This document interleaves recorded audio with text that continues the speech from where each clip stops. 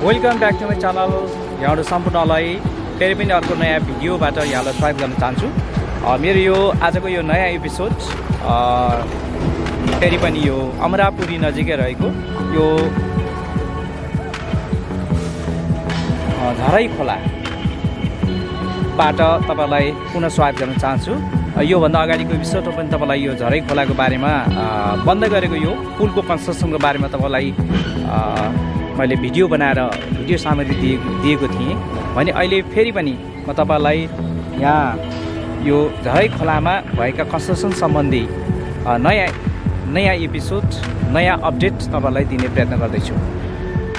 बुटवल नारायणगढ सडक कन्स्ट्रक्सन जुन निर्माण कार्य भइरहेको छ र यो चाइना स्टेट इन्जिनियरिङ कम्पनीले निर्माण कार्य अगाडि बढाइरहेको छ भने बुटवलदेखि डाउनेसम्मको एउटा खण्ड र बुटवलदेखि डाउनेदेखि यो गाइडाकोटसम्म थुम्सीसम्मको दोस्रो खण्डको बिचमा पर्ने बाटो सम्बन्धी निर्माण कार्यका साथसाथै पुलहरू र ढल निर्माण कार्यहरू धमाधम भइरहेको अवस्थामा यो झराई खोलामा तपाईँहरूलाई यो पछिल्लो अपडेट यो कतिसम्म यहाँको नयाँ पुल निर्माण भइरहेको छ यो बारेमा तपाईँलाई आजको मेरो भिडियो सामग्री रहनेछ र यो मेरो भिडियो सामग्रीलाई तपाईँहरूले सुरुदेखि अन्त्यसम्म हेरेर साथ दिनुहुन्छ भन्ने आशा लिएको छु र अब भने म तपाईँहरूलाई सिधै म यो स्पोर्टतर्फ लैजान चाहन्छु।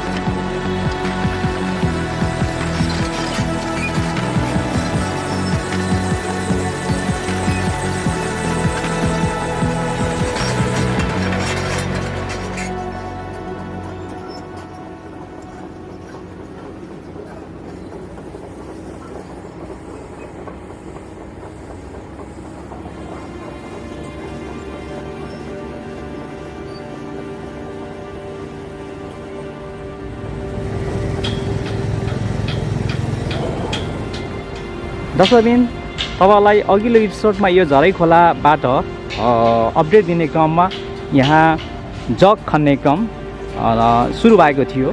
तपाईँलाई गएको एपिसोडमा तपाईँलाई यो झराई खोलाको नयाँ निर्माणाधीन जुन पुल छ त्यो पुलको जग खन्ने कार्य सुरु भएको थियो भने अहिले यहाँनिर हामी देख्न सक्छौँ यहाँनिर पुलको पिलरहरू पनि बनिसकेको अवस्था छ भने 3वटा पिलर चाहिँ रेडी अवस्थामा छ भने 4थो पिलर जो अन्तिम स्टेजमा छ त्यो अहिले हामी देखिरहँदाखेरि निर्माण कार्य भइरहेको हामी पाउन सक्छौँ।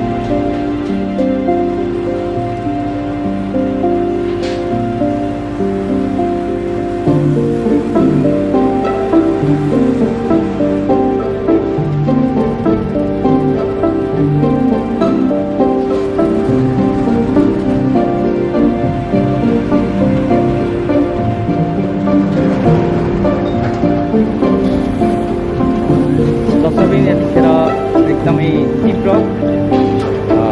र यति नै अत्याधिक गर्मी पनि रहेको छ यो यतिखेरको यो वेदर यहाँको मौसम तापनि यहाँनिर धमाधम अहिले यो पुल सम्बन्धी निर्माण कार्य भइरहेको छ किनकि यो वर्षा लाग्नुभन्दा अगाडि नै यहाँको कन्स्ट्रक्सनहरू को कार्य सम्पन्न गर्ने हिसाबले काम भइरहेको हामी देख्न सक्छौँ। यो झराई खोलाको पुरानो संरचनाको पुल बनिसकेको अवस्था छ भने नयाँ संरचनाको लागि यहाँ 4 लेनको बाटो तयार भएसँगै दोस्रो नयाँ पुल चाहिँ निर्माण कार्य भइरहेको छ।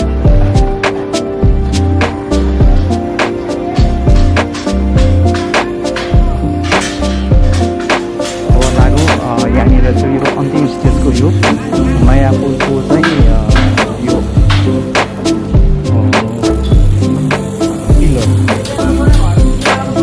कन्स्ट्रक्सन भइरहेको छ तपाईँलाई त्यसतर्फ देखाउने कोसिस गर्छु।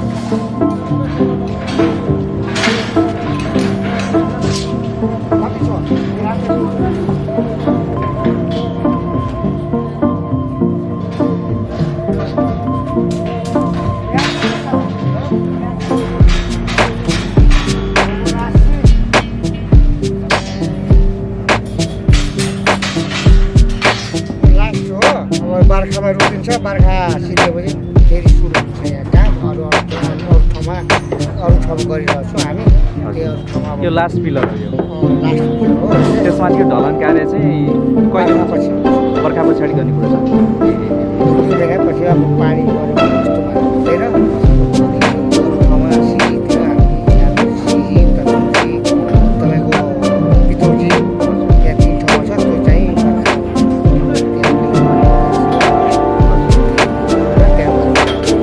तपाईँले यो पुल बाहेक अन्य पुलहरू पनि कतिवटा पुलमा काम गर्नु हामी अब तपाईँको तुलसीको खरखरे बितौजी लिएको लगभग तपाईँको तुलसी 6-7 वटा गरिसक्यो तपाईँको सुनाम दिनु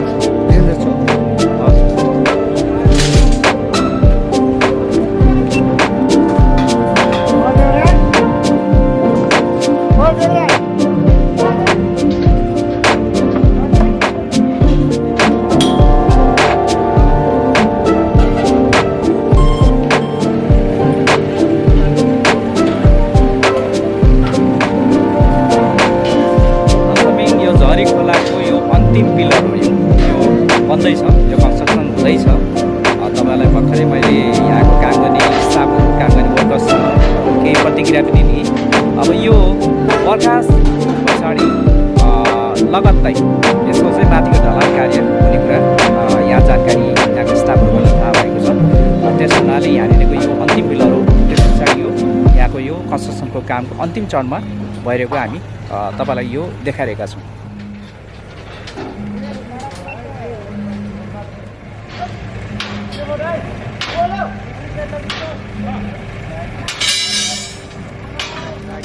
पिलर बनाउने फर्मा हो यो निकै ठुलो साइजमा छ यो यहाँले तपाईँलाई देखाइरहेको छु यो पिलरको फर्मा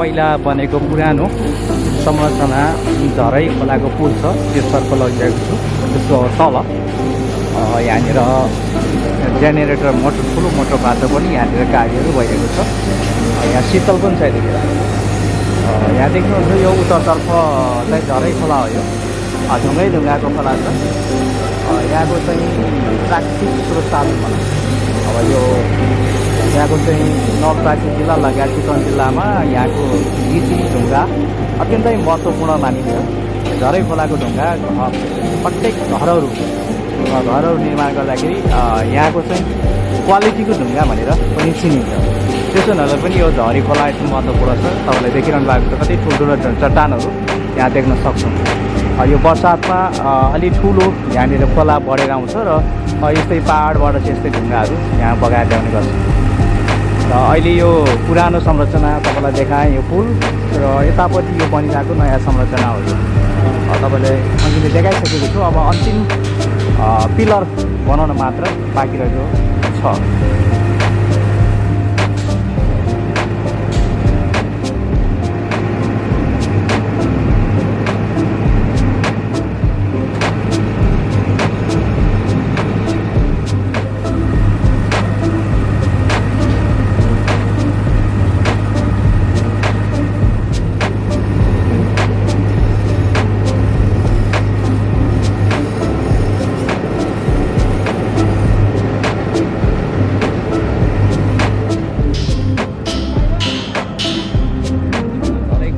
जुन नयाँ पुल निर्माण भइरहेछ नि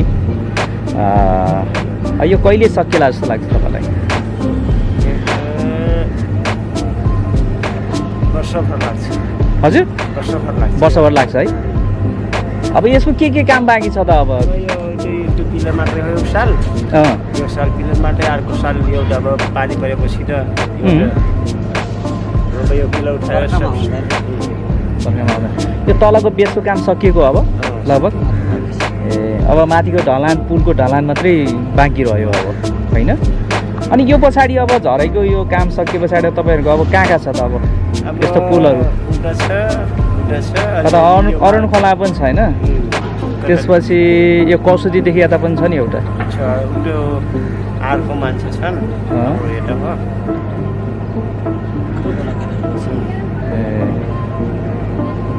तपाईँ यहाँ यो बाटोको क्षेत्रमा यो नागर फुटो सडक खण्डको कन्स्ट्रक्सनमा काम गरेको कति वर्ष भयो? कति समय भयो? कार्तिकबाट हो? घर चाहिँ कता? हाम्रो बर्दियाको थुप्रै छ नि यहाँ काम गर्ने? ए कतिजना हुनुहुन्छ? ग्रुप छौँ है। पहिला कतै यस्तो सम्बन्धी काम गर्नुभएको थियो? पहिलाबाट गरेको पहिलाबाट इन्डियाबाट पनि यो ठेका थियो। कति पाउनुहुन्छ त तपाईँ तलब? कसैको 6,500 कसैको 800 दिनको खाएर हो कि सुक्खा? 600 देखि 800 लेबरको? कसैको 900, 1000, 1200 यस्तै बिस्तारै सक्यो अरू धेरै। हजुर। अनि बस्न चाहिँ कहाँ बस्नुहुन्छ नि यता? दसजना बस्नुहुन्छ ग्रुपमै? त्यो कम्पनीले राखिदिएछ होला नि घर? एकछिन थके पनि मार्नु पऱ्यो, गर्मी छ त्यसरी। ल है त, ल धन्यवाद, राम्रोसँग काम गर्नु होला।